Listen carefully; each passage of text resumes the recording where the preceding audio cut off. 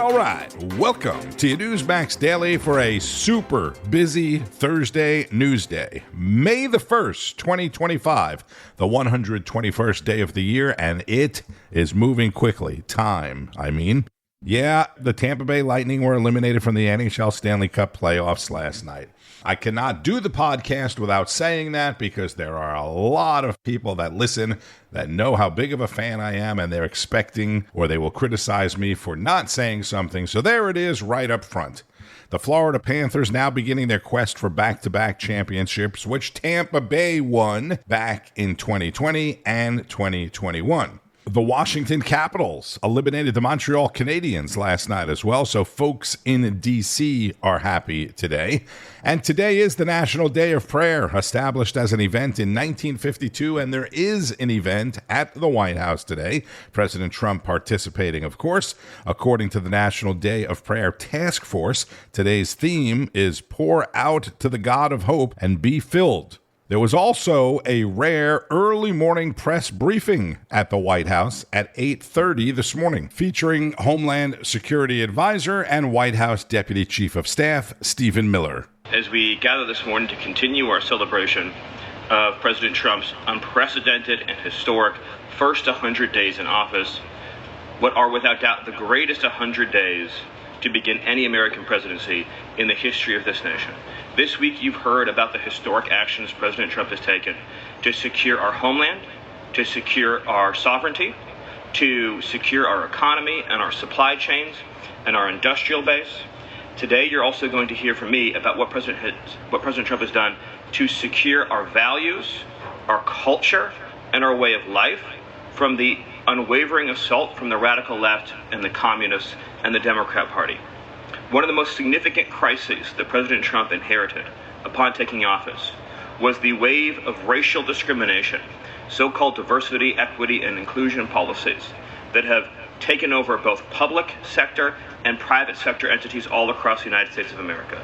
Perhaps the most dramatic example of this is that our air traffic controllers were being hired and promoted based on race and gender, not their ability to conduct our nation's air traffic.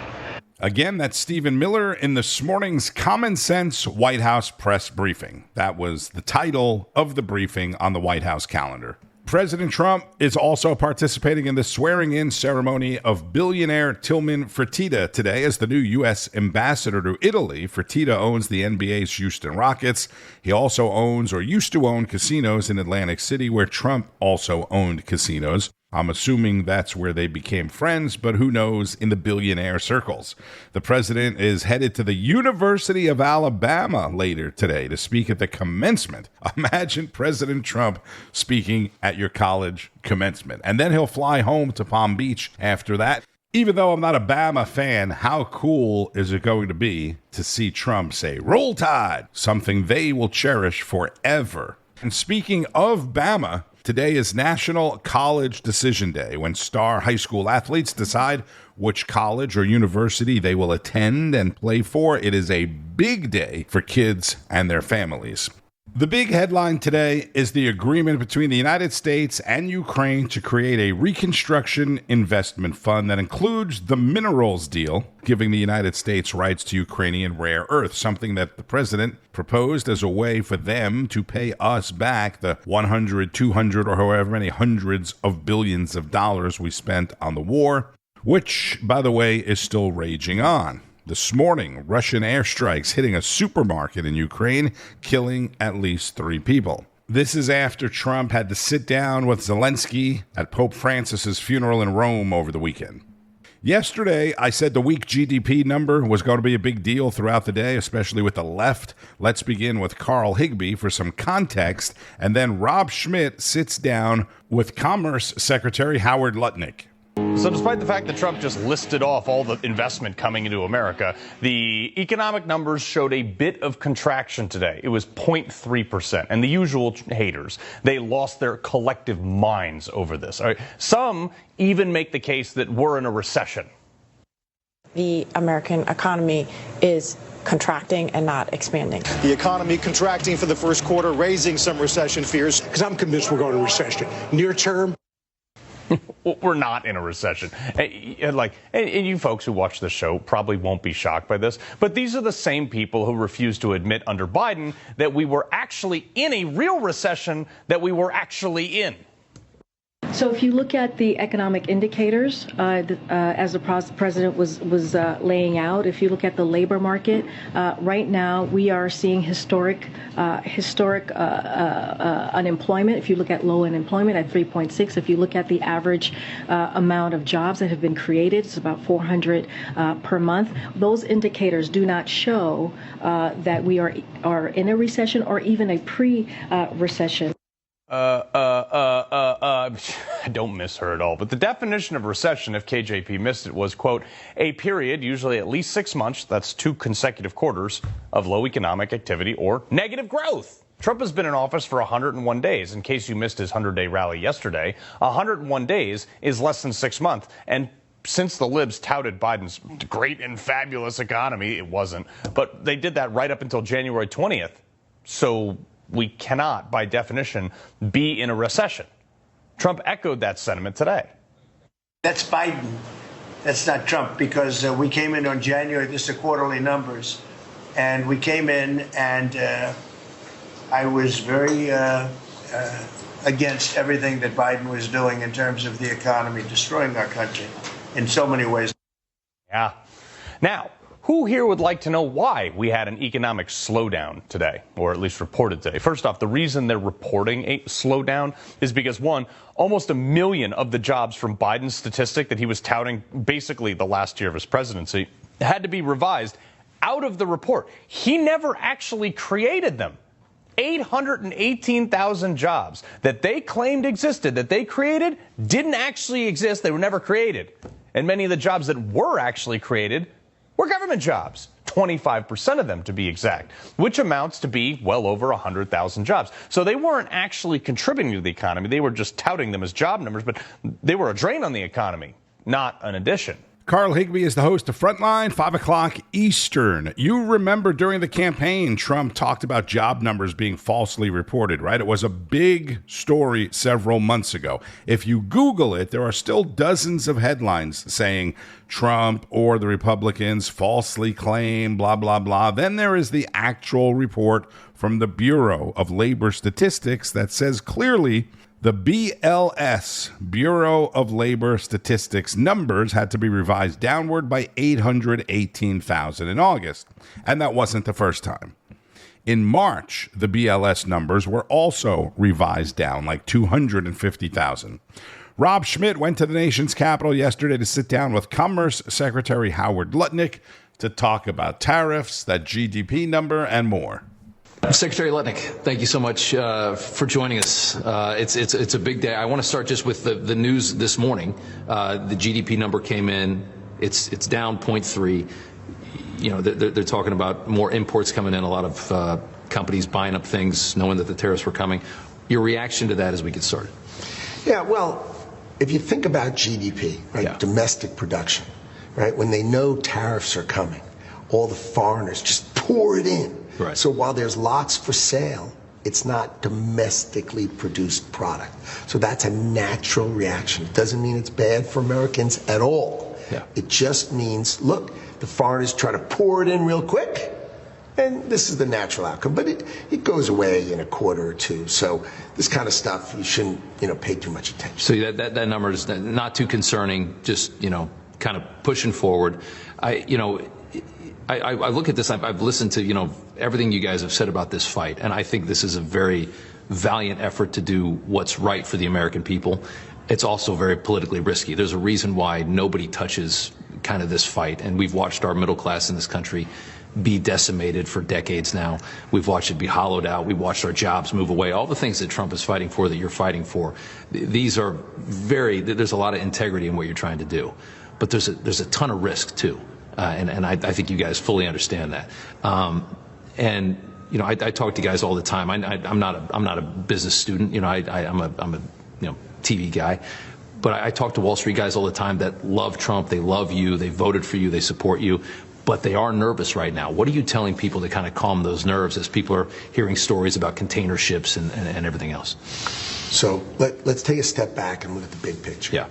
The United States has a $1.2 trillion trade deficit. That means we buy other countries' products more than we buy our own. Yeah. Right? So we have a $30 trillion GDP. Mm-hmm. Right? I'll round it up to make it easy.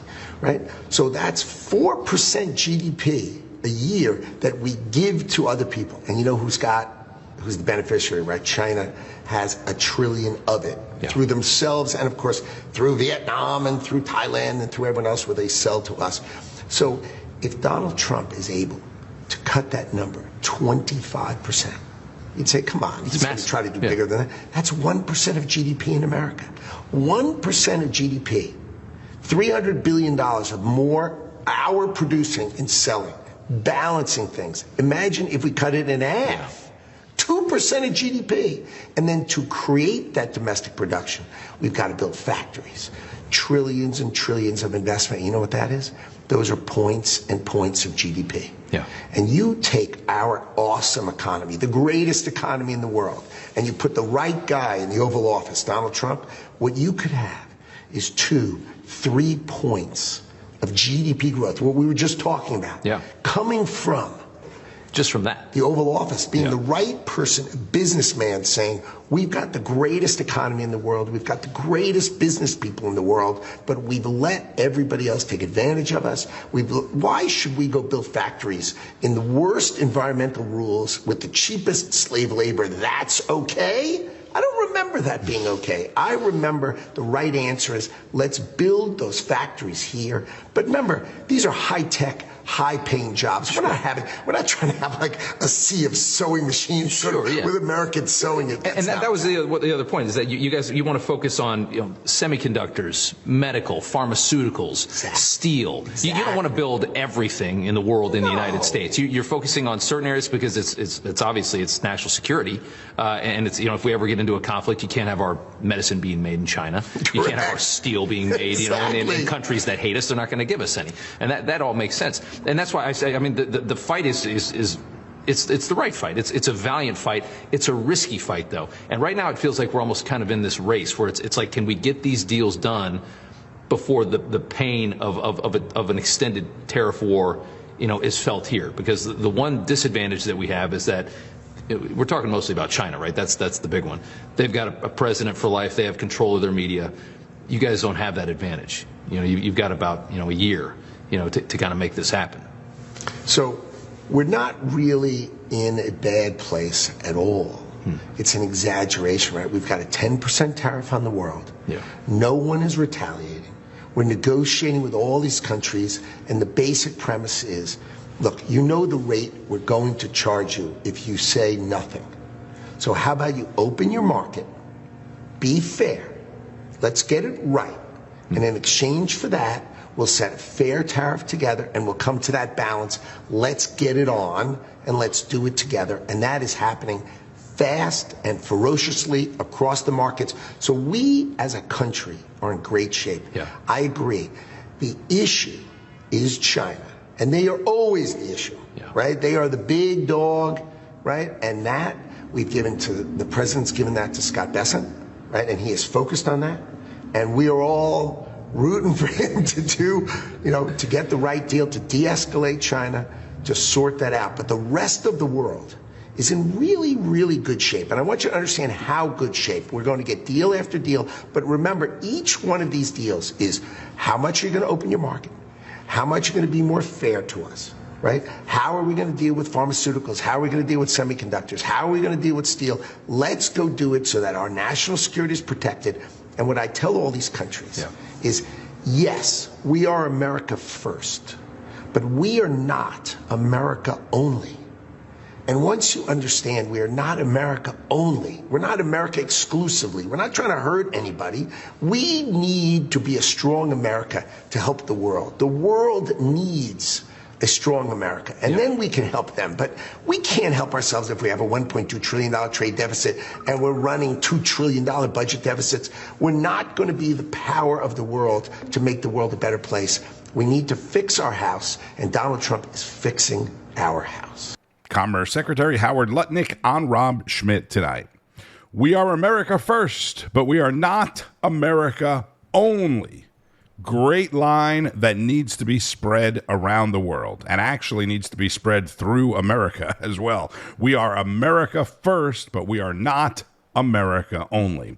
Sticking with business and the economy, Greta Van Susteren spoke with the Small Business Administrator. Small Business Administrator Kelly Loeffler joins me. Good evening. And you are, in my opinion, the only lobbyist for small business in this country. It's like every big corporation in this country has got people all over Washington being paid billions of dollars to lobby Congress. But you're the only one who can stand up for small business. They've got so many problems. They've got tax and regulation. They've got inflation. They've got everything. So tell me, what can you do for small business, which was historically the backbone of our economy? Well, Greta, great to be with you. What you're seeing in action is America first, and that starts with small businesses. It starts on Main Street, and there's no bigger fan of small business than President Trump. He's the one that says small business is big business. And I just came out of that White House meeting where $2 trillion in investment was committed, now for a total of roughly $8 trillion. And I was sitting by the CEO of Johnson & Johnson, who's put up $55 billion in additional manufacturing support. Much of that is going to go to their small business partners. And so small business is at the center of revitalizing our economic boom in this country. And to have manufacturing at the heart of it is critical. 99% of all manufacturers in America are small businesses. And that's why we're out on our Made in America roadshow, to make sure people understand the central importance of Made in America, a skilled workforce, the access to capital that we're providing, deregulation, and support for the extension and making permanent the 2017 Tax Cuts and Jobs Act. Well, I like success, and I don't blame Jeff Bezos and Amazon. He built a better mousetrap, but he has utterly destroyed the brick and mortar businesses in this country. I mean, nobody goes to the corner to buy a camera or to buy anything. I mean, even groceries are now delivered in many of our major cities. The small business community is being kneecapped, not intentionally, but certainly by the evolution of our economy. Well, Greta, this next week here in Washington, we have National Small Business Week, and that is to celebrate and highlight the importance of small business. I was in New York last week at a small hardware store talking about that very issue, where customers would come in and say, well, maybe I can order it on Amazon. We have to make sure we are advocating, and I'm doing that every single day as I travel across this country. Shop at your small businesses, patronize your small businesses. They are the backbone of our community. They create 2 out of every 3 new jobs. I'm certain they're responsible for most of our first jobs. They provide tremendous workforce training. And what I see, the innovation coming from small business, big companies, whether it's NVIDIA or Johnson & Johnson or GE Aerospace, they are dependent on small businesses. And so that is why we are focused on the Small Business Administration at funding small businesses, whether it's startups, which are growing rapidly under President Trump, all the way to manufacturing, which is also growing rapidly under President Trump. And these are all small businesses. So I'm out there advocating, listening, and most importantly, fighting to roll back onerous regulation that keeps them constrained from growing, hiring, and investing. Small Biz Administrator Kelly Loeffler on the record with Greta Van Susteren. That's at 6 p.m. Eastern. She mentioned SBA money, Small Business Administration money, in the budget. 102 days in, and Congress is still fighting over the one big, beautiful bill. Wake Up America spoke with Kentucky Representative James Comer, chair of the House Oversight Committee. So I know that you're holding the Oversight Committee markup today on the provisions you're leading for the reconciliation package. So what's included here? What can we expect? Committees that have some type of jurisdiction on the budget reconciliation bill. My committee, the House Oversight Committee, we have jurisdiction over the federal employee benefit plans and things like that pertaining to the federal workforce. Remember, reconciliation has to deal with mandatory spending. So that's our jurisdiction. We've identified nearly $51 billion in cuts or savings, however you want to describe it, that we're going to hopefully pass out of my committee today. I think we've got one Republican that's publicly said he's going to vote against it, but we should have votes to spare. And and hopefully the other 8 committees over the next week will be able to pass out their savings. And at the end of the day, we hope to save around $1.5 trillion in the House that will all be given to President Trump to be able to extend his tax cuts and create some new tax exemptions like no tax on tips and no tax on overtime. Yeah, Mr. Chairman, so while he was in Michigan last night, President Trump had some pretty harsh words for the, quote, grandstanders he believes are trying to hold back this one big, beautiful bill. Take a listen. We have 100% just about Republican support, but it would be nice if we had just a couple of Democrats just to make sure, because, you know, every once in a while you have a grandstander Republican. We have some grandstanders, but every once in a while, not many, but remember who those grandstanders were and vote them the hell out of office, okay? Will you do that? Ooh, all right then. Seems like he's getting a little frustrated. I mean, do you think that kind of threat will whip any of these folks into shape? I do. And unfortunately, I think that's what he's going to have to do. I've sent a message to President Trump. My opinion is that you're going to have to squeeze some of these Republicans. Look, if you want to get elected to Congress as a Republican, you're going to have to be serious about cutting wasteful spending, because that's what our party stands for. The Democrats are the party that's run the deficits up. They're the party that just continues to spend the taxpayers' dollars into oblivion. Republicans are about being fiscally responsible. And look, it's no fun when you have to make cuts. It's easy when you can spend $2 trillion a year more than you want. But the can has been kicked to the end of the road on spending. And with this budget reconciliation bill, in order to extend the Trump tax cuts and create new tax cuts, we have to have over $1.5 trillion in savings. The House of Representatives is serious about that. We honestly have about 7 or 8 members who are, express skepticism or threatening to not vote. I think President Trump needs to continue to squeeze these members hard, because that's what being a Republican is all about. We've got to stick together and support the president's agenda. The president got a mandate for the American people, and it's time for Republicans in Congress to deliver. And I think one of your colleagues from the bluegrass state might be the leader on that list. That's Mark Lotter, co-host of Wake Up America with Charlotte McBride. The colleague of Kentucky Congressman Comer would be Kentucky Senator Rand Paul, who is opposed to almost everything. He's opposed to several provisions in the bill only because he wants even more cuts, right? He's a true fiscal conservative. Yesterday, after that interview with Congressman Comer, the House Oversight and Reform Committee did advance the GOP's budget reconciliation package in a 22-21 vote. It was Congressman Mike Turner of Ohio standing in the way. He was the lone Republican joining Democrats against the legislation to cut federal employees' pays, to cut the federal employee pay and pension to help reduce the deficit. That's right. They want to trim the pay and retirement for federal employees to save us money. When has this ever happened? Turner and the Democrats arguing that their benefits are earned and not gifted to them. Democrats, of course, are also against it just because the Republicans are doing it, right?